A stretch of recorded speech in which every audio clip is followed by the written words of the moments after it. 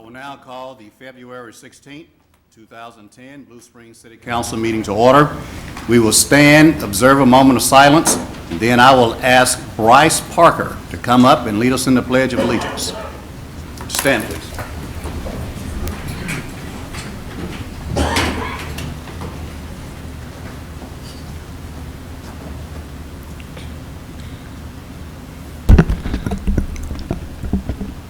I pledge allegiance to the flag of the United States of America and to the republic for which it stands, one nation, under God, indivisible, with liberty and justice for all. Thank you, Bryce.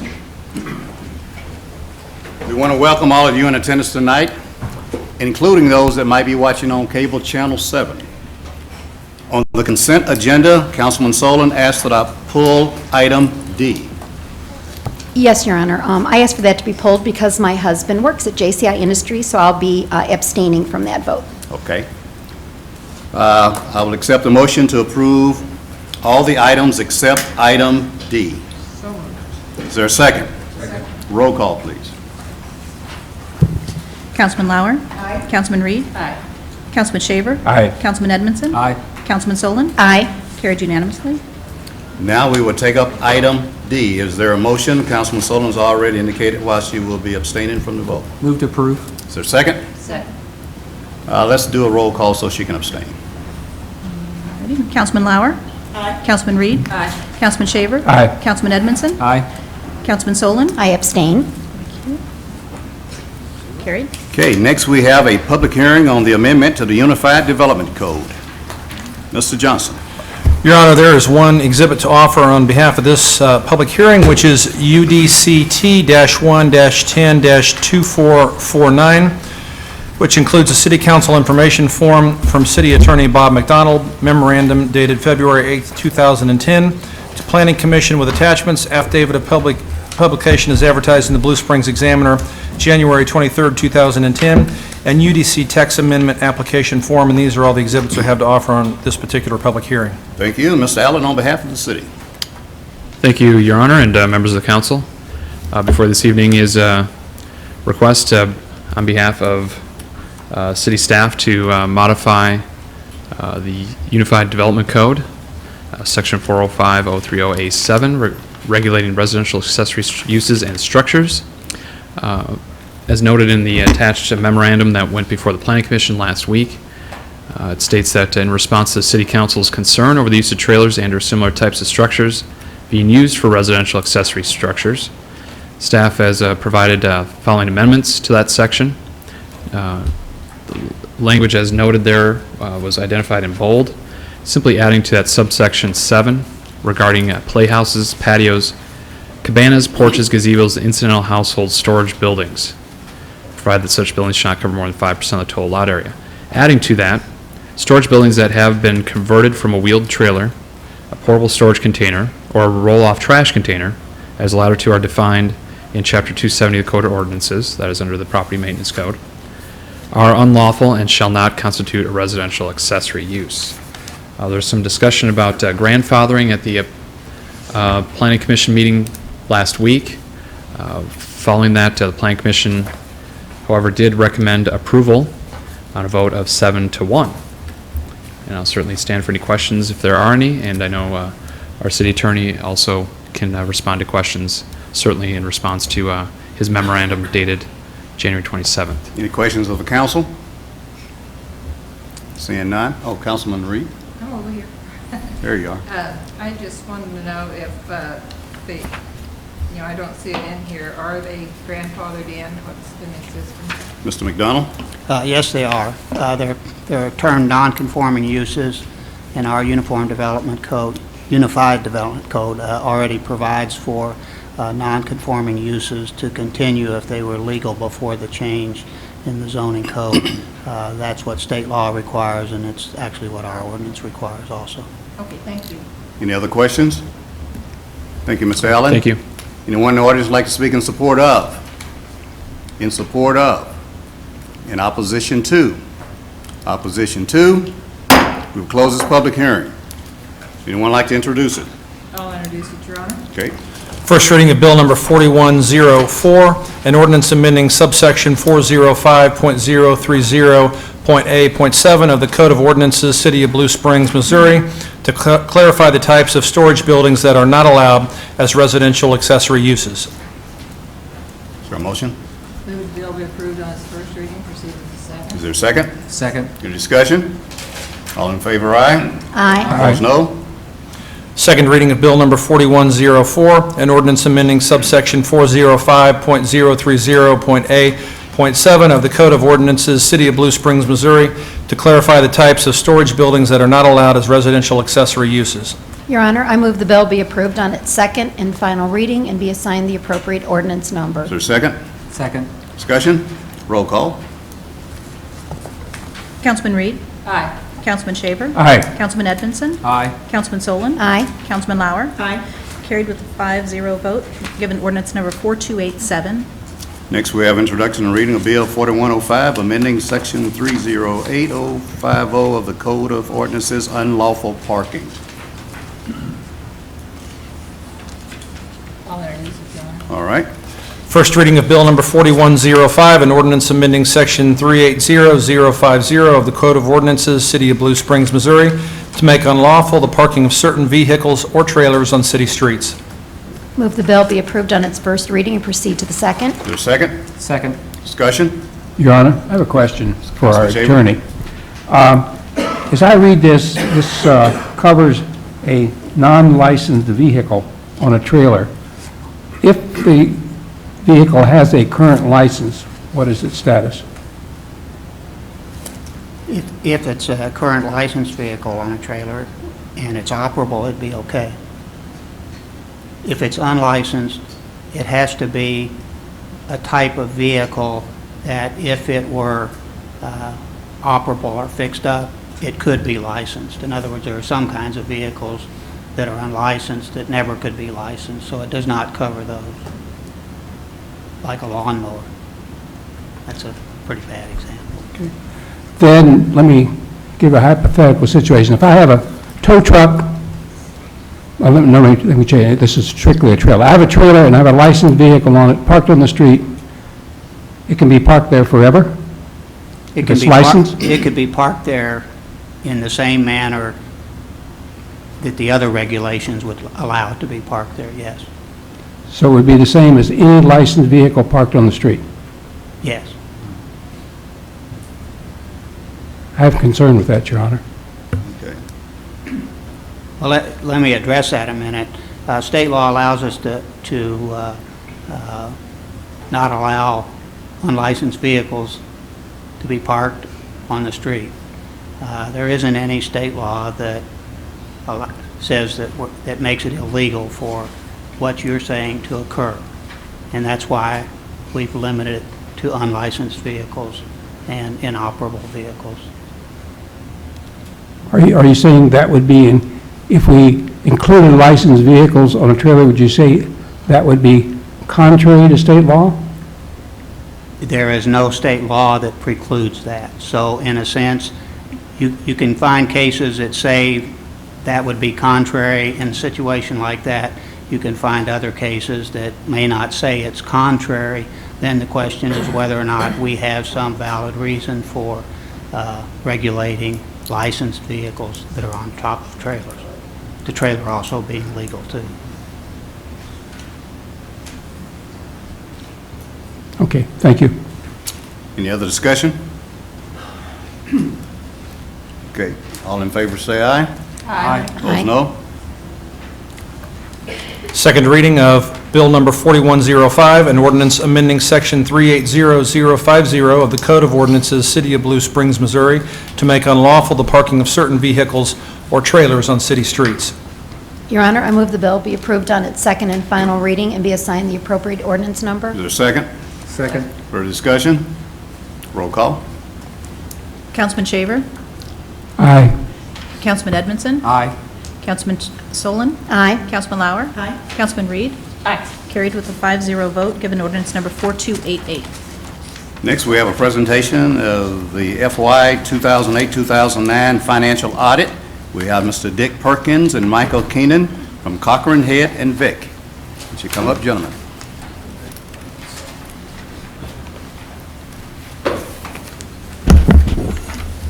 Good evening, Mr. Mayor, and Good evening. technical difficulty here. Good evening, Mr. Mayor and City Council. My name is Dick Perkins. I'm an engagement partner with the firm of Cochran Head Vick and Company. And with me is Michael Keenan. He's an audit manager. And we are here to present the firm's audit of the City of Blue Springs annual financial statements. But before we do that, first I'd like to thank you for the opportunity that you've given our firm to provide the audit services, and to let you know that it's a responsibility that we take very seriously. Now at this time, what we'd like to do is make a PowerPoint presentation of the results of our audit, and Mike Keenan will present that.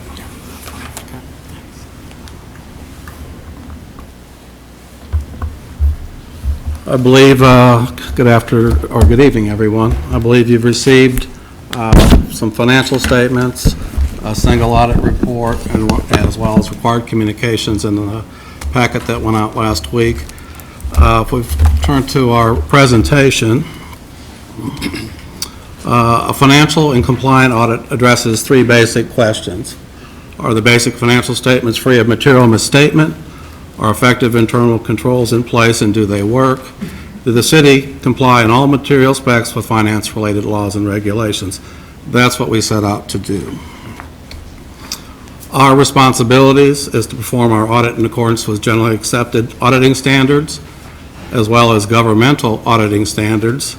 The objective is to provide reasonable but not absolute assurance that the financial statements are free of material misstatement. Also to report on internal control structure and compliance with laws and regulations.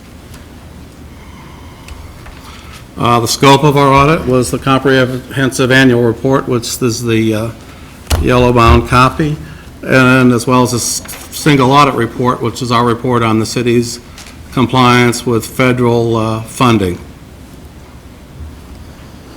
The Auditing Standards Board of the American Institute of Certified Public Accountants recommend that we communicate the following matters to the governing board. Illegal acts, none came to our attention as a result of our procedures. There were no changes in significant accounting policies. We're pleased to report we had no disagreements with management, and we did have full cooperation and access to the books and records. The results of our audit, the financial audit report is unqualified, or commonly known as a clean opinion. Internal control report, we did report a significant deficiency that we identified that we considered to be a material weakness, and that related to the financial reporting of capital assets. The single audit report on compliance, that report is also unqualified or a clean opinion. However, we did have a significant deficiency that we identified over compliance related to the federal programs. Our management letter comments contain suggestions for best practices and the possible improvement in the internal controls that we noted during conducting our audit, and they relate to revenue recognition, utility allowance, single audit compliance issues with the CDBG program, Adams Farm redevelopment project, purchase approvals, the American Recovery and Reinvestment Act, and also future accounting pronouncement that may impact the city of Blue Springs. I may point out management has provided their response to each of those recommendations that's included in our report. In summary, to answer the basic questions, yes, the financial statements are free of material misstatement. We did identify a significant deficiency in internal control that we considered to be a material weakness. We did not identify any material noncompliance with finance-related laws and regulations that govern the city's operations. And certainly Cochran Head and Vic appreciate the opportunity to serve the city of Blue Springs, Missouri, And I would entertain any questions, if anybody may have any. Are there any questions of the council? Any questions? Seeing none, thank you very much. Okay, well, before I'd like to closing, I would like to thank Eric Johnson and his staff, as well as Christine Cates and her staff. We certainly enjoy coming out and doing the audit of the city of Blue Springs. Very great group of professionals, get a lot of cooperation, and it's certainly a joy when we have that type of assistant. It makes our job certainly a lot easier, and we appreciate that, and thank you very much. Mr. Johnson? Just one quick comment, Your Honor, and I appreciate those comments. We always look at the independent audit and our comprehensive annual financial report as an opportunity to validate those things that we know we are doing well internally, and to also help us identify areas where we can continually improve and tighten up any areas where there may be an opportunity for that. This audit has identified a couple of those areas, and the management report and the management letter that you had addressed those areas and how we intended to respond to those. Okay, thank you very much. Thank you. Your Honor, could I ask a quick question? Yes. I guess in my review of it, if I could sum up, it looks to me like most of the deficiencies are associated with two areas. One, the complexity of dealing with government programs, and two, tax incentive programs. Yes, I would have to agree with you. There, as you're well aware, going through those approvals of those types of plans, they're very complex, have a lot of different funding sources, which make it difficult to actually do the accounting for. So there's always those types of things where improvements could be made just because of the nature of the plans and how complicated they are. Thank you. Any other comments, questions? Seeing none, thank you very much. Thank you. That brings us to mayoral announcements. I want to point out some things that happened tonight on the consent agenda. The City Council and staff continually respond to the quality of life that citizens have come to expect in Blue Springs. In tonight's consent agenda, item I, we approved $3 million in street overlay programs. That program has been aggressively been in effect for some time, with I think third year already, and we're ahead of schedule. Our initial commitment was 75 miles of overlay in 5 years, and this year we plan to do approximately 18 miles. So our compliments to the Public Works Department for doing that.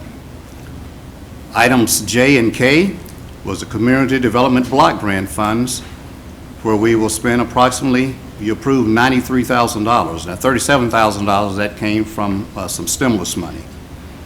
And we're going to continue to focus on the basic city infrastructure in those areas that qualify. Item L, we awarded a contract to replace the Ward Park Trail. We try to do as much as we can to encourage people to get out and walk, bike, and do those type things, and this is an improvement in District 3.